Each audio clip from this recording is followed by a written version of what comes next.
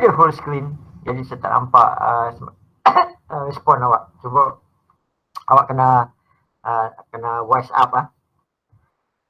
Okey, boleh kita mula? Boleh. Thank you. Siapa ni? Suara siapa? Saya Prof. Nabiha. Okey, Nabiha. Thank you, Nabiha. So, Nabiha, kita nanti awak ketua ya kumpulan ni. Boleh, Nabiha? Aduh, diam terus. Okey, so kita mulakan kelas kita pagi ni. Jadual belum dapat lagi. So, saya tak tahu jadual tu yang sebenarnya bila, tapi terlalu lambat untuk kita tunggu jadual. So, kita kena mula minggu ni jugalah. Sebab ni dah minggu kedua dah.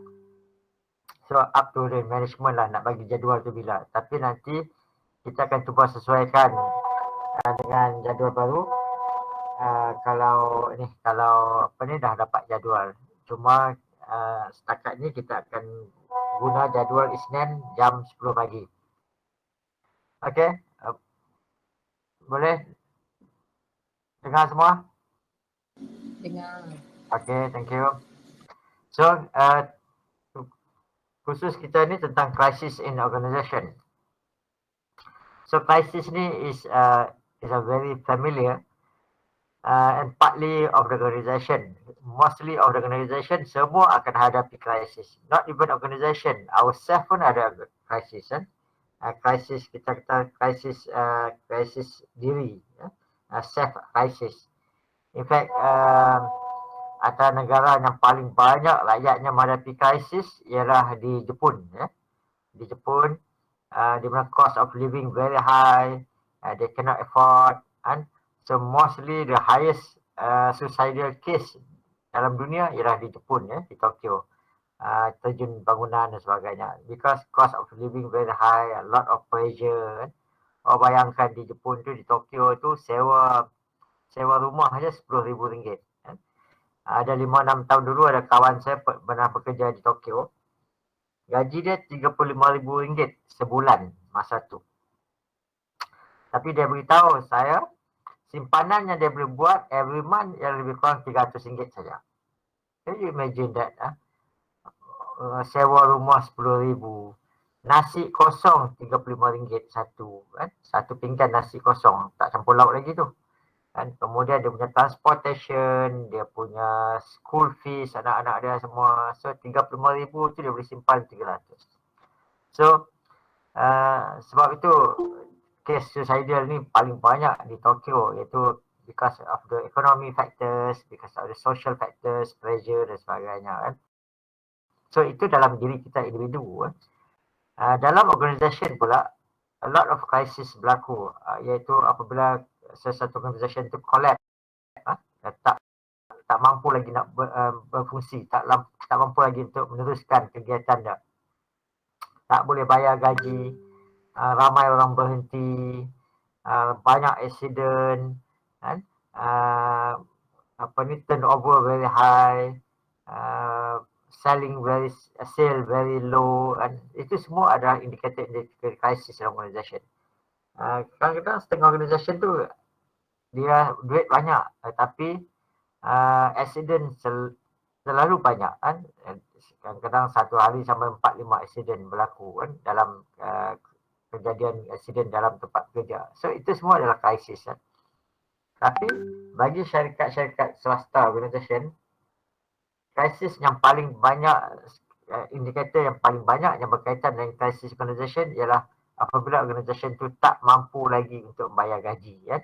Tak mampu lagi untuk bayar gaji, maksudnya the whole operation collapse. The whole operation collapse, di mana ramai orang dah mula meninggalkan organisation tu. Dia seolah-olah macam boat. Bila boat nak tenggelam, ramai orang akan lari daripada boat tu, perahu tu. So, bila dah ada lubang bocor dekat boat tu, itu tanda awal krisis. So, boat itu akan tenggelam sedikit demi sedikit. Kita kata sinking boat. Sinking boat. So, boat tenggelam sedikit demi sedikit sehinggalah dia tenggelam sepenuhnya. So, itu adalah tanda-tanda awal krisis iaitu kebocoran bot itu, dan kita boleh andaikan itu sebagai satu kefahaman, iaitu kita dapat bayangkan bagaimana sebuah organisasi tu umpama seperti bot mulai tenggelam sedikit demi sedikit. Namanya makin buruk, reputasinya makin buruk, pelanggannya makin kurang, lari kan. Yang mana yang sedang berada kumpul dalam organisasi pun lari meninggalkan, quick berhenti, dan tidak ada lagi orang yang datang membeli barangan kalau dia menjual barang. Itu semua adalah krisis-krisis dalam organisasi.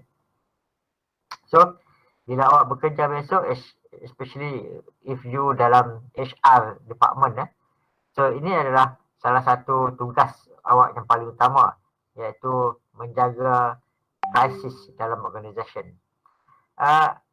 Tolong bagi respon, awak dengar atau tidak? Dengar Prof. Dengar Prof. Okay.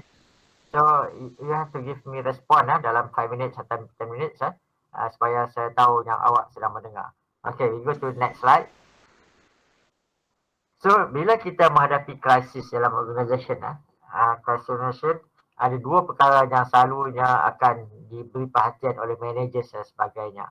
For example, yang pertama, untuk pastikan bahawa krisis itu tak berlaku lagi. Yang kedua, kalau krisis itu berlaku, kesannya tak begitu besar, tak begitu tinggi. So, cuba kita bayangkan Malaysia sebagai organisasi. Negara Malaysia ini sebagai salah satu organisasi besar di mana pekerjanya ada lebih kurang 36 juta orang. Dan Malaysia sedang menghadapi krisis.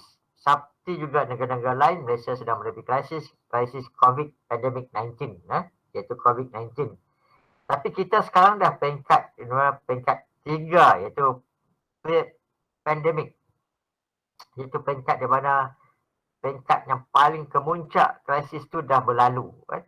Kita dah mula ke hujung peringkat krisis, peringkat pandemik. So bayangkan bila bila COVID-19 berlaku di Malaysia, apa yang berlaku? Ramai orang hilang pekerjaan, banyak organisasi tutup, travelling tak boleh, import ekspor berhenti, kan? Keluarga terpisah, kan? Banyak kematian, ramai yang kehilangan bapa, kehilangan suami, kehilangan isteri, kehilangan anak, kan? Bahkan ada satu Prof, excuse me. Ya. Ada orang nak masuk. Okay, thank you. Sekejap ya. Okay. Okay. Okay. Thank you bagi respon. Okay. Thank you bagi feedback. Prof, sekarang slide ke berapa ya? Kedua. Sebab dekat kita orang masih nampak dokumen, bukan slide. Oh ya. Sekejap dokumen.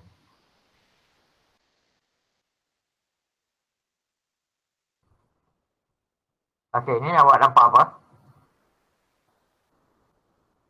Masih sama. Oh, ni main tak inilah. Tak bergerak. Tak gerak ya. Okay, sekejap.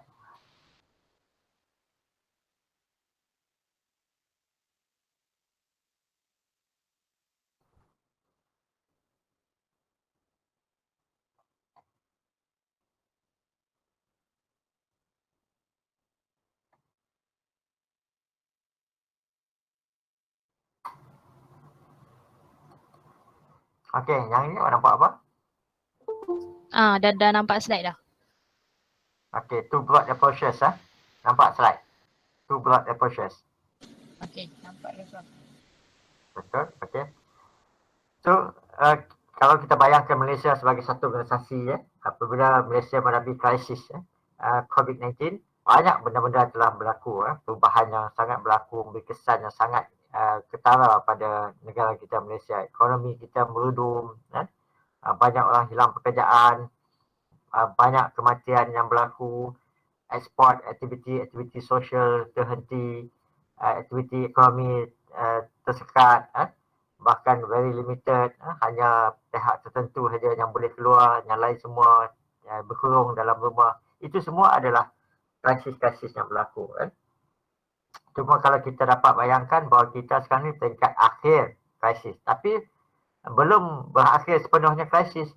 Cuma kita telah melepasi peringkat yang paling kemuncak dalam krisis, iaitu peringkat di mana jangkitan paling banyak, iaitu sekitar dalam 5-6 bulan lepas, ataupun dalam 7-8 bulan lepas, peringkat paling tinggi.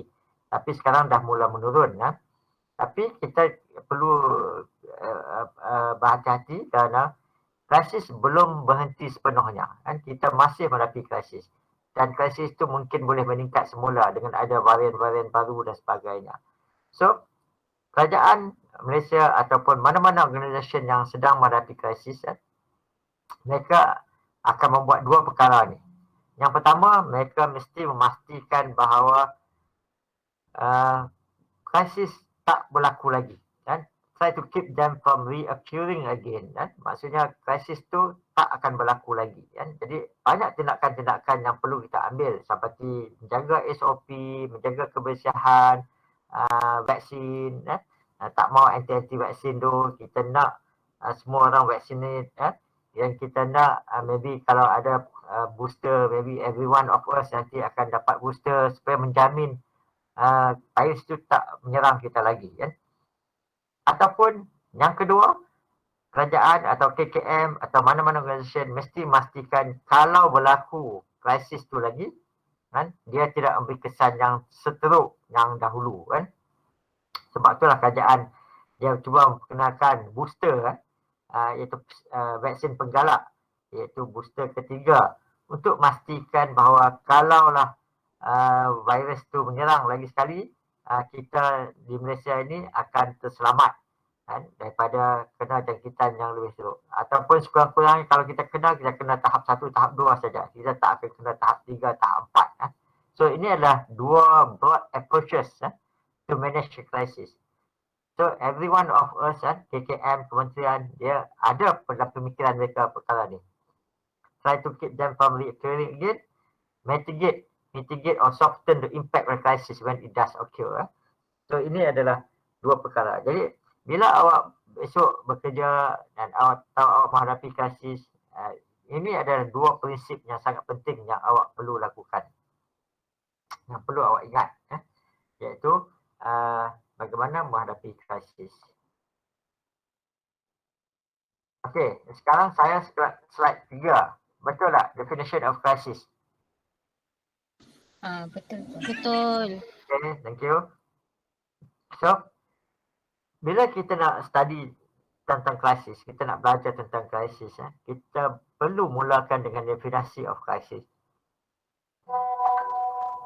Kita mesti tahu apa tu krisis.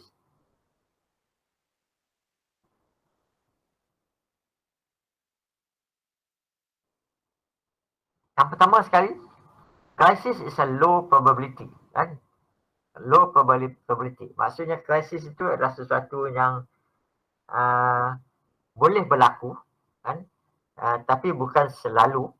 Dia boleh berlaku pada masa-masa tertentu atau dalam keadaan-keadaan tertentu, tapi bukan berterusan.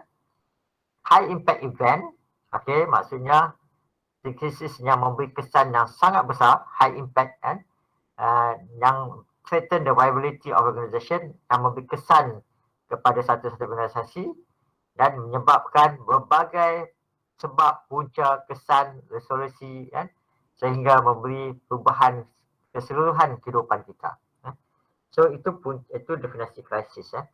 Krisis berlaku, boleh berlaku, high impact, memberi kesan kepada seluruh kehidupan, termasuk juga memberi kesan kepada organisasi itu untuk tutup ataupun bankrupt ataupun menghadapi berbagai masalah yang sangat susah untuk kita pulihkan.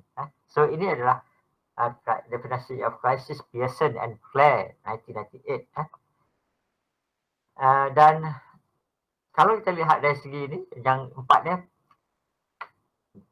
failure to act decisively during the acute stage of the crisis can often intensify the ordeal.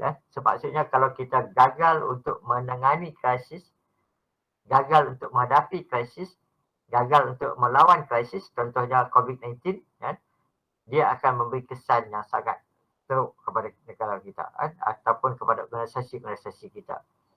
So that's why kita perlu lakukan lebih awal, setiap pencegahan perlu lakukan lebih awal, dan kita pastikan semua keputusan yang kita buat tu akan memberi kesan yang baik kepada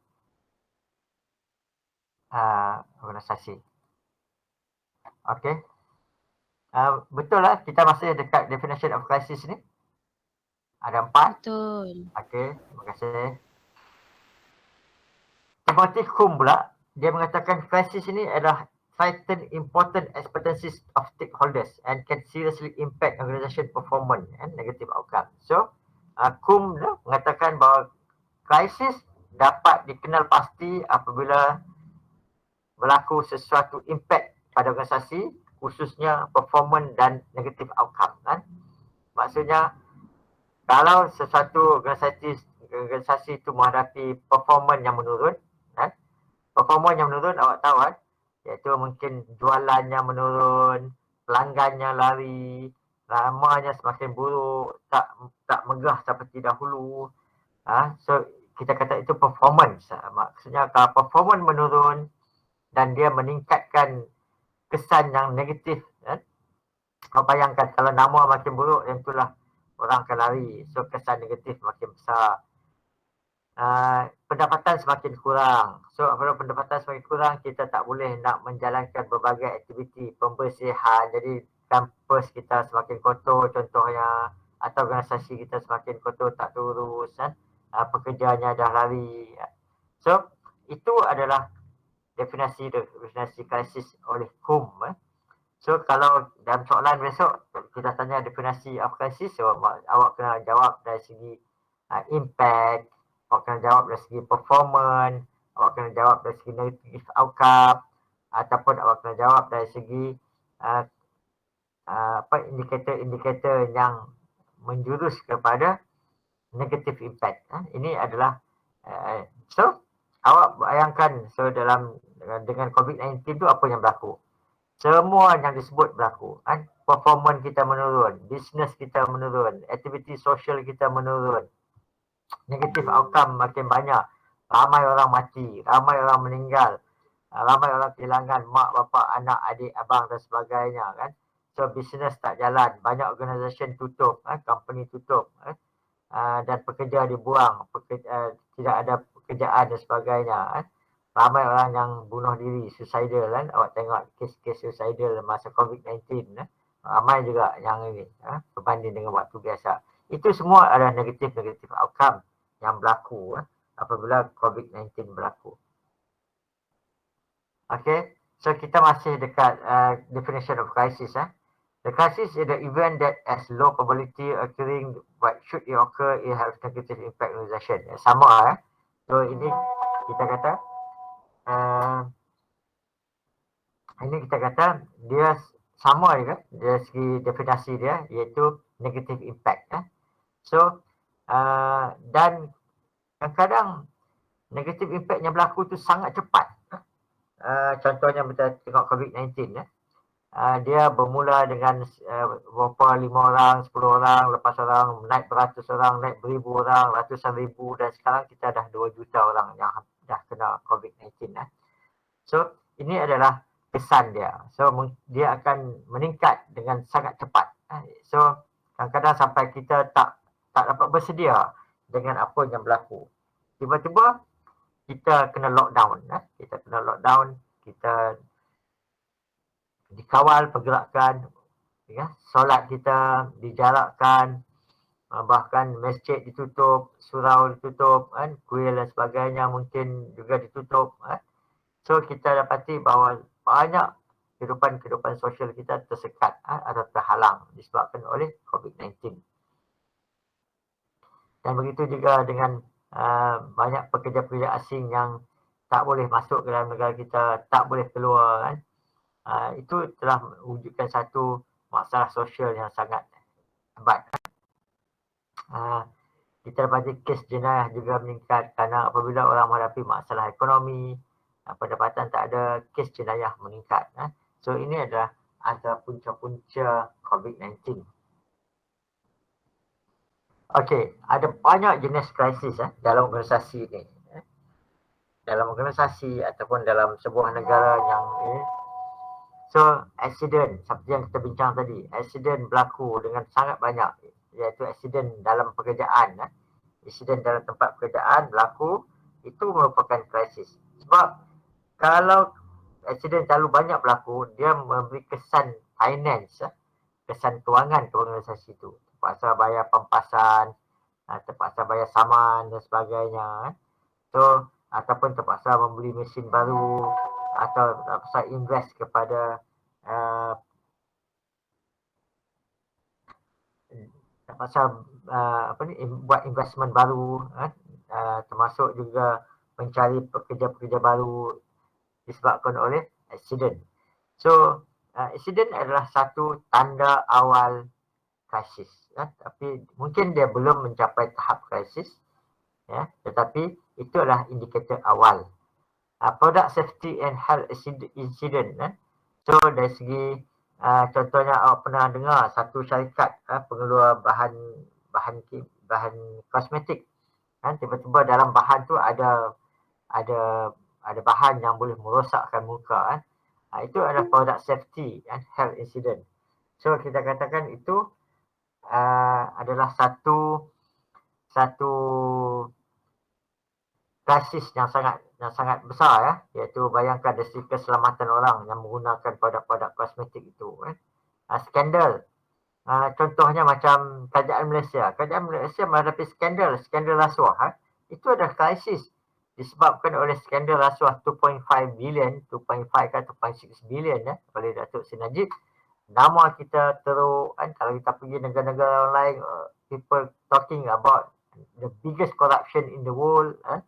Bayangkan korupsi yang terbesar dalam dunia adalah Malaysia. So skandal-skandal yang berkaitan dengan penipuan, kita dengar baru ni dalam WhatsApp group internet, tak tahu betul atau tidak bagaimana Gubernur Bank Negara menipu, mengambil duit rakyat 65 juta.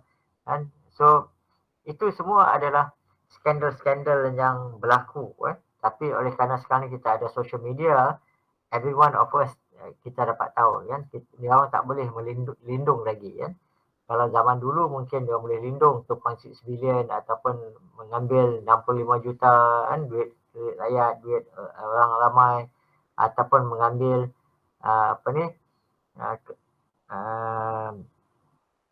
duit-duit pencen, atau mengambil tanah atau mengambil alih organisasi-organisasi tertentu. Itu semua ada skandal-skandal, termasuk skandal politik, skandal ekonomi, skandal seks, dan berbagai lagi skandal-skandal yang lain. Itu semua adalah krisis, sebab dia memberi kesan jangka masa panjang pada organisasi itu. Economic attacks, mungkin awak tak ingat, tapi kalau if you ask your father, maybe awak dia tahu pada tahun 1990 tu di mana kita menghadapi economic attacks daripada pihak luar, di mana ekonomi kita merudum sepenuhnya, sehingga pada masa itu Perdana Menteri Dr. Mahathir dia terpaksa menetapkan duit kita daripada tukaran asing pada RM3 lebih je. Jadi duit kita tak naik tak turun. So itu adalah satu taktik, satu strategi untuk kita mengawal ekonomi attack. Disebabkan ekonomi attack itu banyak kilang tutup, banyak investor kita lari keluar daripada negara kita, dan memberi kesan besar pada ekonomi kita. Psycho events, event contohnya terorisme atau sabotage. So banyak organisasi luar yang bekerja di luar negara, contoh macam Petronas contohnya, dia mengalami terorisme juga. Banyak kapal-kapal Petronas diserang, ataupun kawasan-kawasan minyak diserang oleh teroris, ataupun disabotaj. Itu semua adalah risiko-risiko apabila kita bekerja di luar negara. Dalam negara pun ada juga berlaku teroris. Contohnya di Sabah berlaku peperangan dengan pihak-pihak pengganas Filipin, ataupun sabotaj tertentu, jambatan runtuh, bangunan runtuh. Itu semua kadang-kadang adalah sabotaj. Maksudnya perkara itu berlaku daripada dalaman. Damage to reputation, COVID-19, dia juga memberi kesan kepada keberkesanan, iaitu keberkesanan KKM kita. rasuah 2.6 billion tu damage our reputation. Nama kita sebelum ni sangat baik kan. Negara yang mengawal rasuah, negara yang sangat benci kepada rasuah, negara yang menghukum pesalah-pesalah rasuah, tapi semua telah dirosakkan oleh skandal rasuah 2.6 billion. Damage of reputation. So itu adalah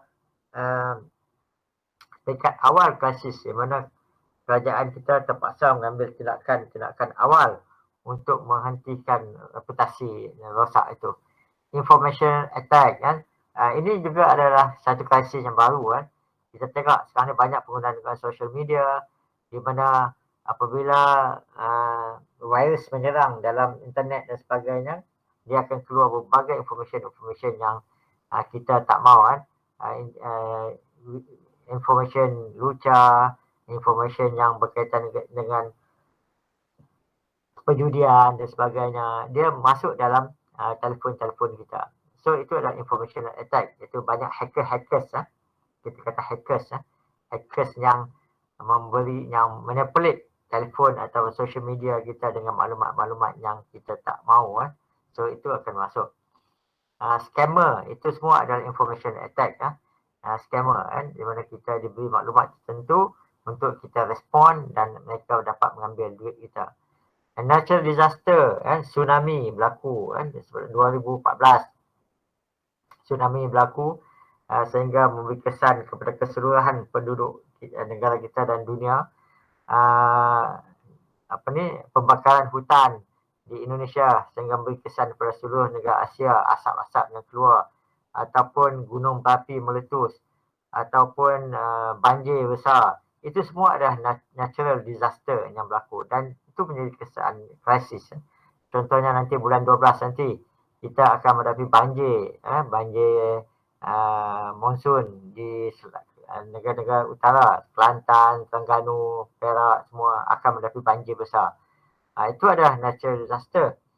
Bahkan kita daripada sekarang sepatutnya telah mengambil tindakan-tindakan awal. Contohnya orang-orang Kelantan yang tinggal di kawasan-kawasan yang terkenal dengan banjirnya, mengambil tindakan awal. Ada kebun-kebun yang penting diletak tempat tinggi. Keselamatan diutamakan.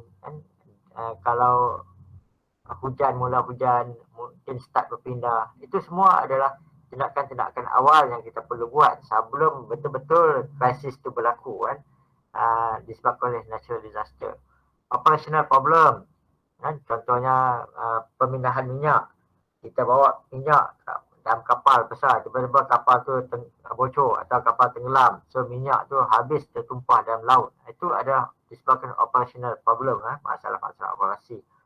Ataupun kita bawa kayu balak besar, kayu balak tu terputus rantai, jatuh, kena accident di jalan raya. So itu adalah operational problem.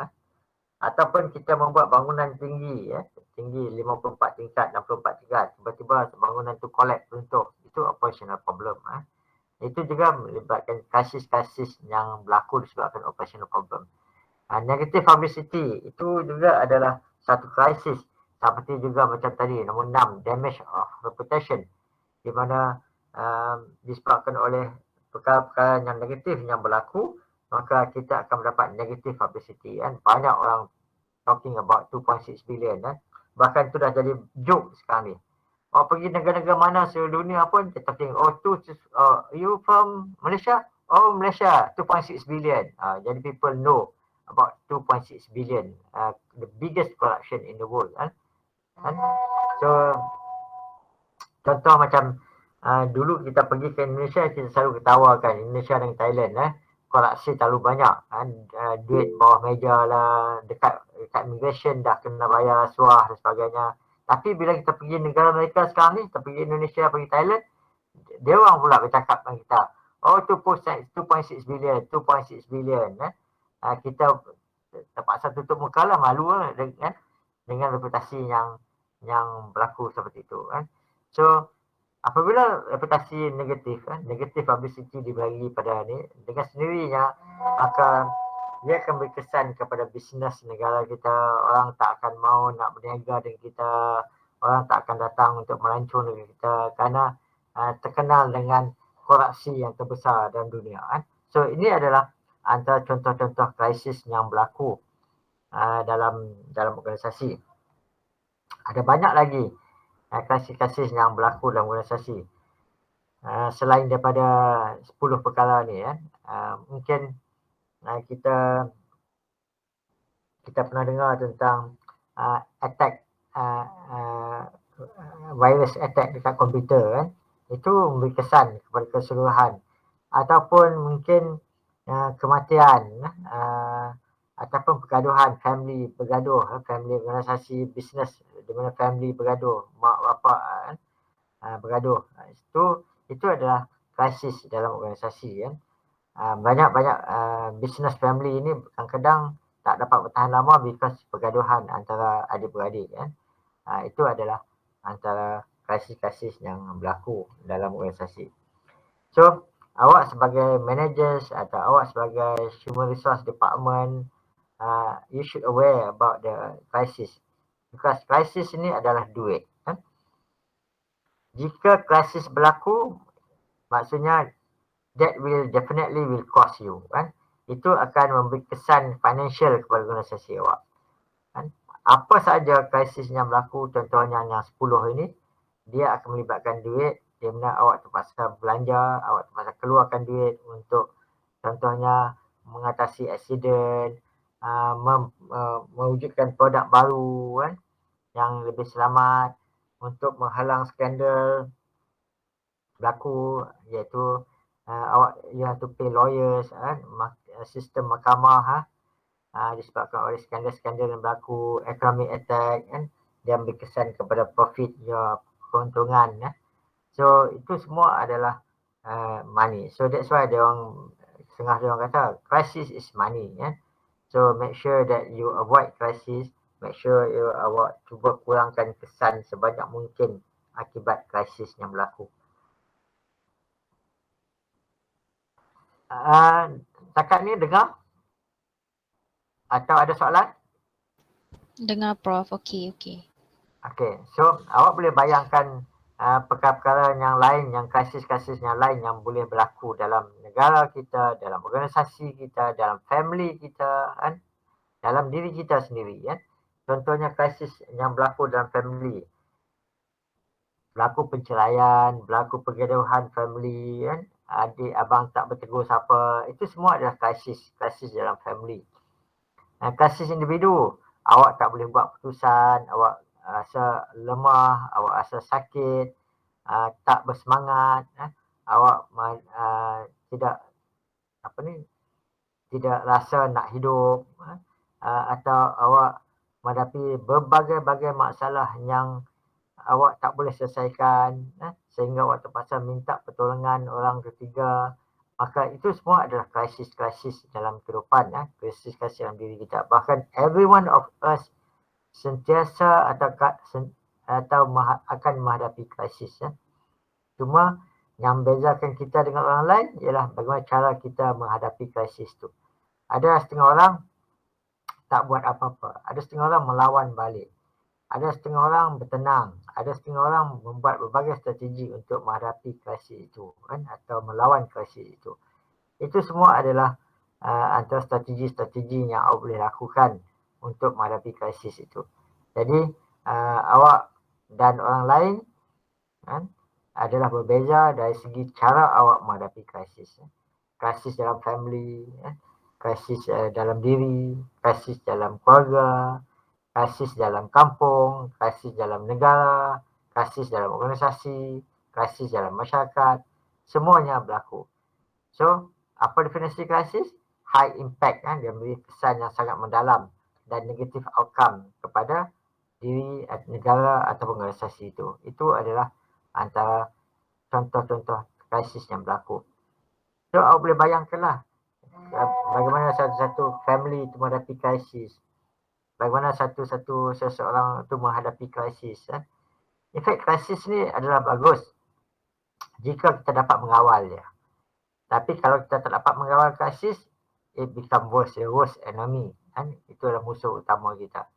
Tetapi kalau seseorang yang pernah menghadapi krisis, dia akan dia boleh bertahan, dia bersabar, dia lebih tenang berbanding dengan orang yang tak pernah menghadapi krisis.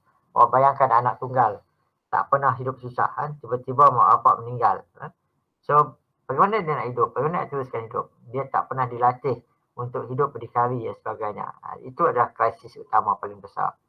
That's why very important kita sekarang ni, peringkat kita di muda-muda ni,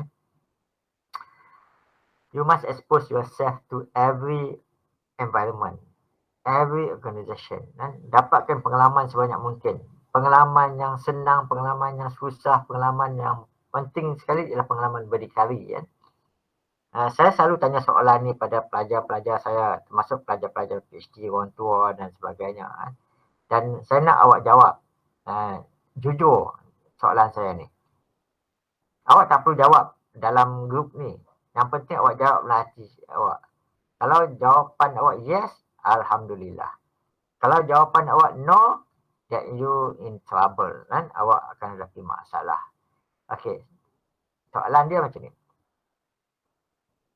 Jika mak bapak awak meninggal secara tiba-tiba, accident ataupun apa bentuklah meninggal, adakah awak dapat survive? Jika kedua bapa awak meninggal sekarang ini, adakah awak dapat survive? Jika jawapannya yes, alhamdulillah. Jika jawapannya no, itu awak hadapi masalah. Saya tanya soalan ni bukan nak menakutkan awak, tapi nak bagi awak berfikir. Nak minta awak fikir, let's say it's happen, apa strategi-strategi awak yang awak nak buat? Mungkin tak dalam keadaan mak bapak awak masih ada sekarang ni, awak patut prepare yourself. Awak patut prepare yourself untuk menghadapi keadaan itu. Sebab kita tak tahu jodoh, maut, rezeki, itu semua adalah rahsia Tuhan. Kita tak tahu apa yang berlaku. Mungkin hari ni kita bercakap, besok kita dah tak ada. Contohnya, kena aksiden dan sebagainya. So that's why kita mesti sentiasa bersedia untuk kita menghadapi keadaan. Saya nak cerita satu orang kawan saya. Sekarang ni Profesor Madya, Doctorate Profesor Madya dekat UM. Semasa saya belajar dulu, dia adalah seorang anak yatim piatu. Anak yatim piatu. Dia daripada umur dia 10 tahun, 11 tahun, mak bapak dah tak ada. So dia hidup dengan kakak dia, hidup dengan pakcik dia dan sebagainya. Tapi dia masuk universiti, masa tu masuk USM. Dan dia adalah satu-satunya pelajar yang ada kereta masa tu. Bagaimana dia survive? Mak bapak dia tak ada. Dia ada satu bakat melukis.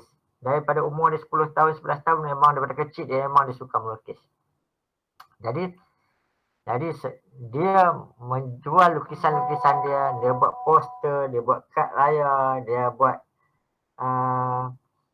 berbagai-bagai hasil yang boleh dijual. Bayangkan masa hari raya, setiap hari raya dekat kampus kita semua akan tolong dia. Dia lukis kad raya dia 1000 keping. Dan setiap kali lukisan tu dia lukis tak sampai 3-4 saat. Tetapi valuable sampai ramai orang-orang besar termasuk Sultan membeli lukisan dia. Dan jadi dia survive disebabkan oleh lukisan dia saja, tanpa mak bapak. So bayangkan kalau kita bersedia daripada sekarang, kita bersedia daripada sekarang, contohnya maybe kita start business kecil-kecil kan, sementara mak bapak kita masih ada yang boleh menyokong kita, support kita. So itu akan membantu kita pada masa depan. Dan jika berlaku krisis seperti yang saya sebut tadi, insya-Allah kita dapat bersedia, dapat menyelesaikan masalah kita. Masalah yang paling besar dalam dunia yang berkaitan dengan krisis ni ialah kita tidak bersedia menghadapi krisis itu. Maksudnya awak tak buat persediaan awal. Tiba-tiba berlaku krisis tu, so awak akan blackout. Awak akan tenggelam macam tadi, perahu tadi. Awak akan terus menghadapi keadaan yang tidak menentu. Awak nak menangis, nak tergolek-golekkan, nak terguling-gulingkan, masa tu tak guna. Because awak tak ada buat persediaan. That's why very important bila kita menghadapi krisis ini, kita membuat persediaan lebih awal sebelum krisis itu benar-benar berlaku. Orang Kelantan sekarang, kita tahu bulan 12 nanti akan berlaku banjir, kan? Banjir besar sebagainya. So, apa persediaan yang kita buat daripada sekarang? Takkan kita nak tunggu bila dah tenggelam rumah separuh tiang baru kita nak buat tindakan. So, kita tahu nanti bila banjir berlaku, semua penyakit akan ada, penyakit air, semua barang-barang berharga kita hilang. So, buat persediaan lebih awal kan, sebelum sesuatu berlaku. Mungkin kita patut naikkan tiang rumah tu lebih tinggi, atau sediakan perahu-perahu, ataupun benda-benda dokumen-dokumen penting, pasport, surat beranak, geran tanah, geran kereta, semua geran-geran yang berkaitan, simpan dalam bank lebih awal. Jangan simpan kat rumah itu kan. Itu semua adalah persediaan-persediaan awal yang perlu kita lakukan sebelum menghadapi krisis. So, kalau kita dapat buat persediaan lebih awal, maka dia memberi keadaan yang lebih aman, yang lebih selamat bagi kita. Kita akan rasa lebih selesa menghadapi krisis. So, ini adalah classification of crisis.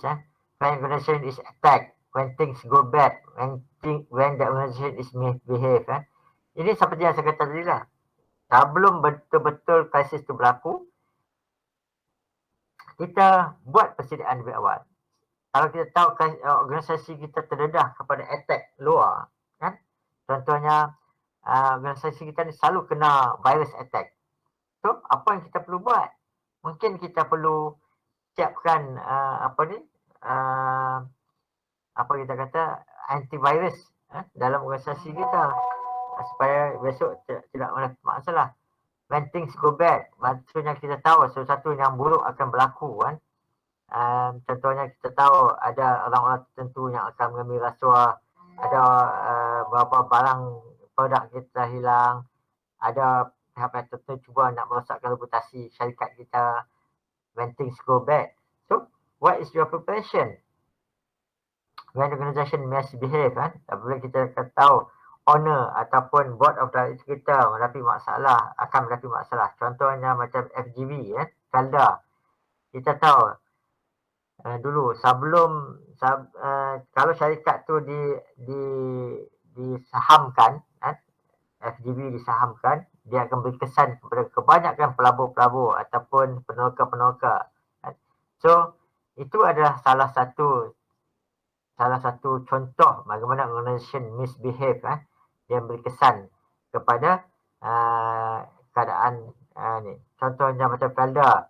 Dulu sebelum di senarai bursa saham, dia ada cash 342 billion. Sekarang dia terpaksa berhutang dengan kerajaan, dengan mana-mana pihak.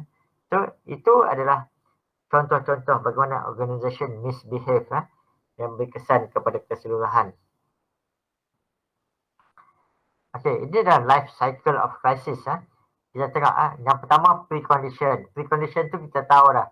Mungkin ada benda-benda yang kecil-kecil yang akan berlaku. Contohnya kita tahu mungkin seorang dua dah mula berhenti, tak ada lagi orang beli, bisnes kita merosot, sale kita merosot, ataupun ada tanda-tanda benda banjir akan berlaku, ataupun daripada rekod-rekod lama kita dah tahu bulan 12 akan berlaku banjir besar di Kelantan, Kedah, Terengganu.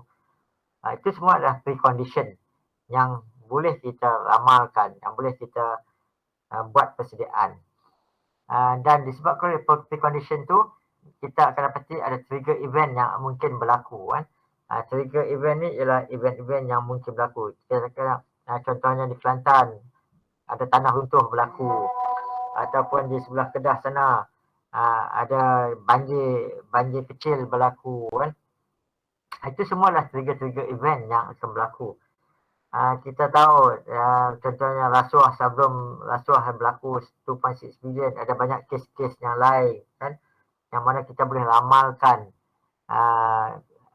krisis itu daripada berlaku. Sebab tu dalam social science, dalam bidang social science kita ada satu tempat khusus meramalkan krisis. Meramalkan krisis maksudnya kita dapat agak bahawa krisis akan berlaku pada masa tertentu. Kan? So, apa persediaan yang kita buat? Kan? So, apabila trigger event tu, maksudnya kita dah mula kena bertindak. Kan? Kita dah mula kena melakukan sesuatu untuk memastikan bahawa krisis tu tak berlaku. Dan jika krisis tu berlaku dan mewujudkan damage to organisation, maka kita dah buat persediaan. So macam COVID-19, kerajaan dah lakukan peringkat awal dulu. Dia dah start beli vaksin, dia dah start buat SOP, dia dah start mengurangkan pergerakan. Itu semua persediaan-persediaan awal yang dilakukan semasa krisis. Jadi dia dapat sekurang-kurang mengawal krisis. Kita boleh katakan bahawa KKM berjaya melawan krisis, berjaya mengawal krisis COVID-19, berjaya menghalang dia daripada merebak semakin teruk. Kan? So, walaupun tak sebagus negara lain, tapi negara kita adalah antara negara yang terbaik dalam proses mengawal krisis COVID-19. Dan peringkat yang keempat ialah peringkat post-krisis. Kita kata peringkat pandemik, endemic krisis. Maksudnya peringkat akhir krisis. So peringkat tu kita dapati bahawa bilangan COVID-19 dah mula menurun, jangkitan dah menurun, kematian dah tak banyak lagi, orang duduk di ICU pun dah tak banyak. So dia mula menurun. So kita kata peringkat post krisis. So dalam menghadapi krisis kita ada 4 peringkat yang awak perlu tahu. Peringkat precondition, peringkat trigger event, peringkat krisis, peringkat post krisis. So setiap peringkat-peringkat tu ada tindakan-tindakan yang perlu kita lakukan, khususnya tindakan-tindakan persediaan awal yang perlu kita lakukan. So kalau kita ada ini, kita ada buat persediaan awal, maka kita dapat menghadapi krisis dengan lebih tenang dan sebagainya. Ada soalan tentang ni? In your opinion, why is crisis management innovation is important? Okay. Kenapa pada peringkat kenapa crisis management, pengurusan krisis itu sangat penting bagi organisasi? Ada siapa boleh jawab tak? Why is crisis management is important in organisation is important? Kenapa penting pengurusan krisis? Kalau dalam organisasi swasta, kenapa pengurusan krisis itu penting? Anyone? Or you? Prof, Yeah. pendapat saya krisis management dalam organisasi tu penting sebab untuk elakkan masalah-masalah besar yang bakal berlaku. Sebab kalau tak ada management, nanti bila krisis tu berlaku, takut benda-benda yang teruk jadi dekat kita punya organisation. Okay. Boleh awak bagi tahu saya masalah besar tu apa? Contoh masalah besar. Kalau dalam syarikat swasta, organisasi swasta, masalah besar tu apa? Kekurangan uang, Ya? kekurangan pendapatan dalam Betul. tahunan tu. Okey. Sangat tepat. Iaitu profit. Awak akan hilang keuntungan. Syarikat swasta yang paling mereka takut sekali ialah profit lah. Hilang profit. Sebab syarikat swasta bergantung sepenuhnya kepada pendapatan. Jadi kalau krisis berlaku, dia akan mengurangkan atau dia akan menghilangkan profit. Maka itu adalah disaster yang paling besar bagi syarikat swasta. Kalau syarikat awam pula, contohnya Jabatan Kebajikan Masyarakat, Jabatan Orang Asli, apa tu masalah besar yang mereka paling takut? Anyone of you?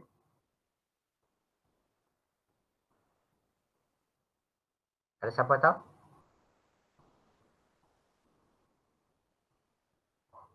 Masalah besar kalau jabatan-jabatan kerajaan.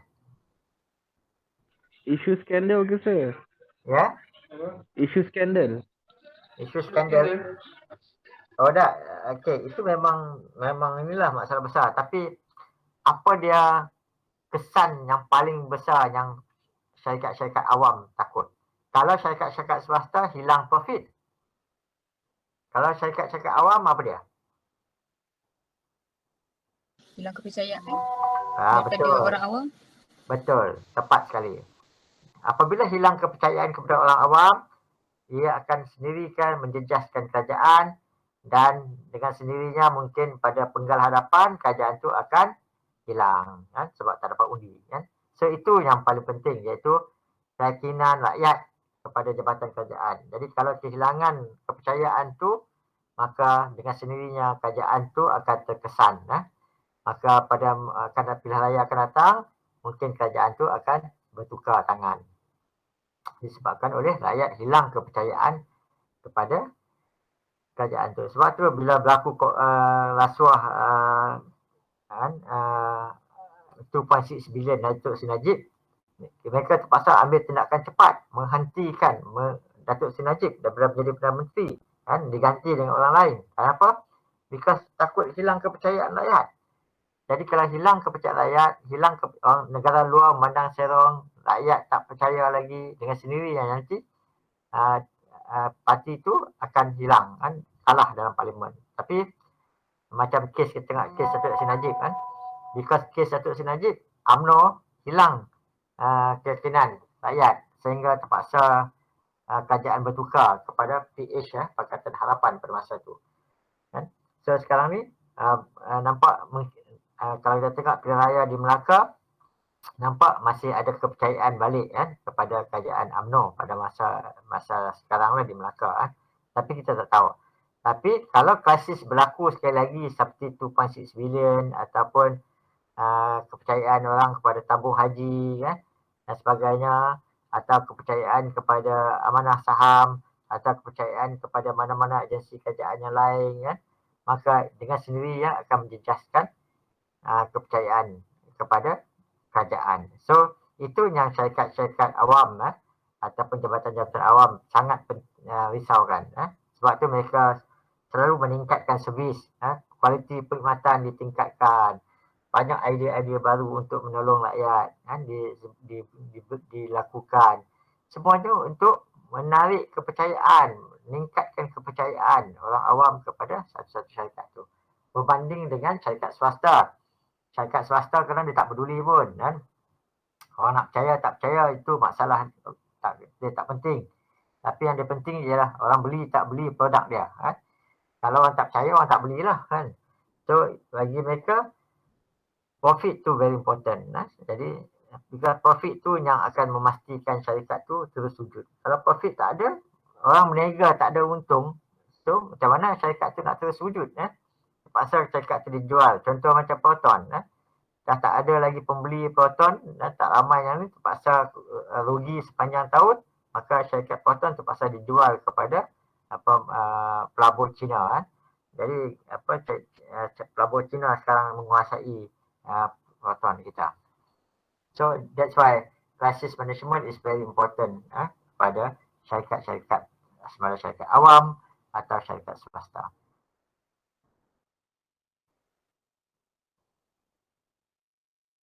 Okay, history of crisis management ni tak ni kan, kita sama yang kita bincang tadi, pre-crisis, crisis period, post-crisis. Ini semua adalah ini. So ini adalah satu strategi yang kita perlu lakukan. Ini kuliah hari ini cuma introduction saja. Kita tak pergi detail lagi. Ini saya nak buka fikiran awak, nak buka minda awak supaya awak dapat lihat gambar besar, gambaran besar tentang apa tu krisis. So dalam krisis kita ada definisi, kita belajar definisi, kita belajar tentang kesan-kesan, kita belajar peringkat-peringkat, dan kita tengok cara-cara untuk melakukan dalam krisis management. Itu semua adalah gambaran besar tentang suatu krisis.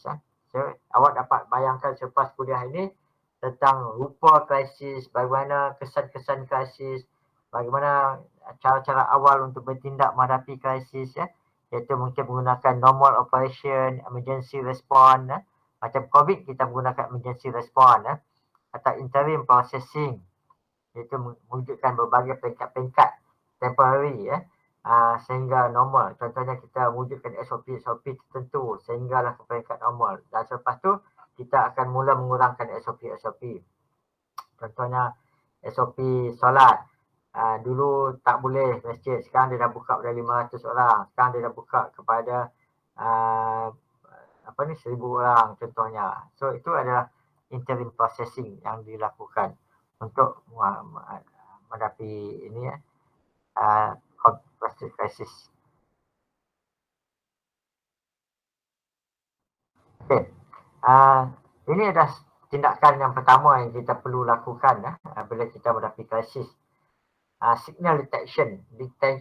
Maksudnya kita perlu ada kesan-kesan awal, tanda-tanda awal, dan kita mesti dapat kesan tanda-tanda awal tu kan, sebelum satu krisis berlaku. Contoh macam di Kelantan, kita ada penanda aras kan, di Sungai Kelantan tu dekat Kota Baru tu dia ada penanda aras.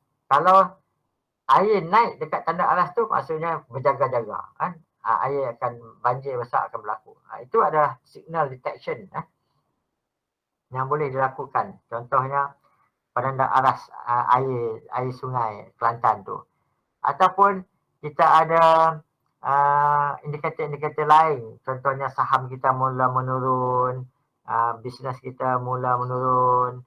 Itu semua adalah tanda-tanda awal. Jadi kita mesti mengetahui tanda-tanda awal tu kan, untuk kita menghadapi krisis. Dan kalau kita dapati bahawa tanda-tanda awal tu sedang berlaku kan, akan berlaku, maka kita perlu ada prevention. Kita perlu buat persediaan lebih awal. Persediaan yang dapat memastikan bahawa kita dapat menghadapi krisis itu dengan cara yang paling berkesan. Contohnya, involve in the formation of crisis. Kita buat tim menghadapi krisis. Contohnya macam di Kelantan, kita dah patut ada dah tim mengatasi banjir ni. So dah ada tim-tim yang penggerak, jawatan-kuasa penggerak yang terdiri pada berbagai agensi polis, agensi kebajikan, agensi tenaga elektrik, agensi apa-apa sajalah yang berkaitan. Contohnya kalau agensi tenaga, dia kena potong dah line-line elektrik dekat kawasan-kawasan banjir contohnya.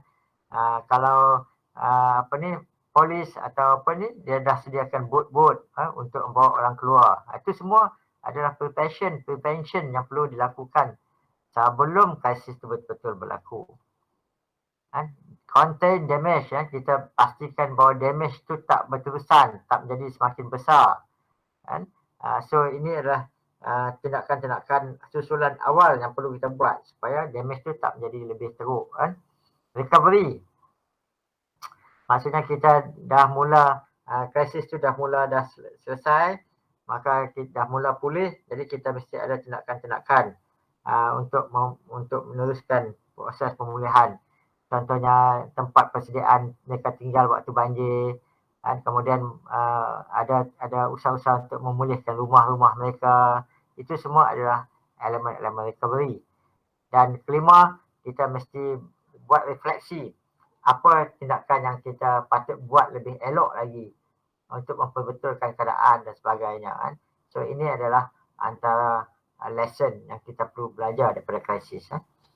Sebab kita mesti buat postmortem setiap krisis, tindakan yang kita lakukan semasa krisis supaya kita dapat membaiki dia menjadi lebih elok lagi. So ini adalah learning process. So ini adalah antara framework of crisis management, iaitu bagaimana kita membuat survey, strategic planning, crisis management. Organizational learning ni ialah seperti yang kita bincang tadi, iaitu apa dia perkara yang telah kita belajar daripada tindakan yang kita buat untuk mengatasi krisis tadi.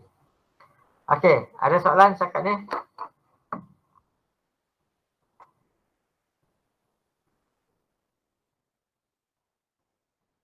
Ada soalan? So far no questions. Okay. So kalau tak ada, saya nak stop kat sini. So nanti minggu depan, saya cuba tengok kalau kita boleh buat fizikal, kita buat. Kalau tak ada, kita boleh teruskan seperti ini je lah. Online je. So untuk next class nanti saya akan bagi lebih awal nota untuk awak.